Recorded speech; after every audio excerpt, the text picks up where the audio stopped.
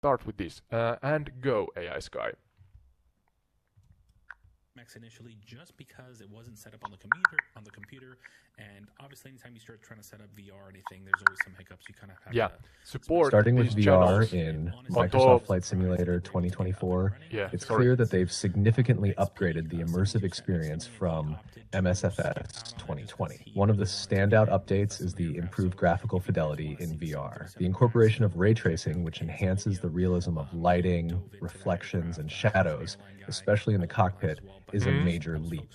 For instance, light now behaves much more naturally, casting realistic shadows and making the VR environment feel more lifelike. Additionally, VR users can benefit from enhanced interactions with the environment. For example, the ground and water now interact in 3D, which will be especially noticeable for those flying seaplanes. Interesting. The realism of environmental features like rocks and ocean waves has been brought to a whole new level, making takeoffs and landings more challenging and dynamic, especially in rough weather conditions. For those diving deep into VR content, creators like VR Pilot have already started showcasing this with scenic flights over areas like the Grand Canyon, pushing the limits of immersion. These updates are not just about flying, they're about truly being there. Let's get into career mode next, when you're ready. Ododi, just let me know. Yeah, could you do a little better job in actually pinpointing the technology? I know cloud computing is one part. You can go into that shortly, but yeah, is that the only thing, or what's the major architecture? Is it the cloud computing stuff You're that makes right. it possible? Ododi, I should highlight the technology better. Here's the breakdown of what separates Microsoft Flight Simulator 2024, Msfs 2024, from its predecessors, focusing on the key advancements. Look at the 1. scenery here at Grand Cloud Canyon. computing. Msfs 2024 leans heavily on cloud technology to handle the massive amounts of data required for real-time rendering of the Earth. This allows for global coverage, updated real-time weather systems, and incredibly detailed environments. The game uses Microsoft Azure to stream high-resolution photogrammetry, elevation data, and weather directly into the sim without bogging down local machines.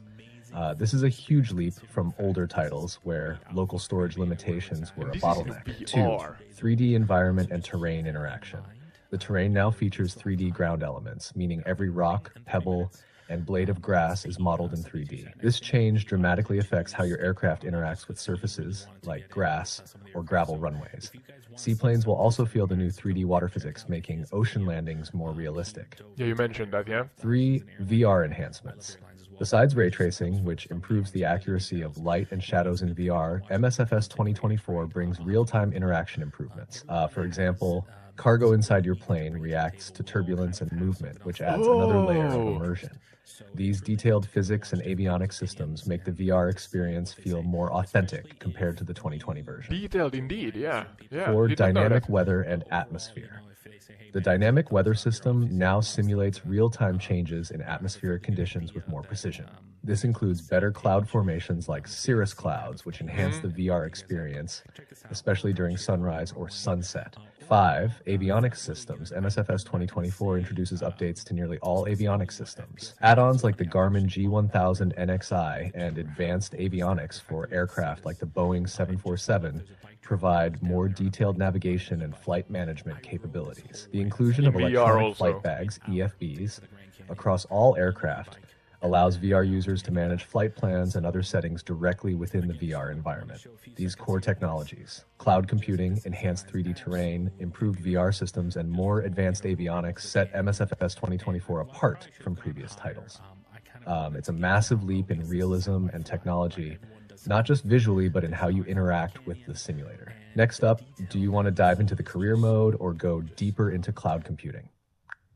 Yeah, that was kind of the VR part of the episode, and yeah, thank you, the VR Pilot. Go and check out the full episode on his channel. He, according to my limited knowledge, if I heard and understood correctly, is a real air traffic controller with the passion for, at least kind of reading between the lines here, passion for flight simulators, especially in VR. So yeah, go and check out his video.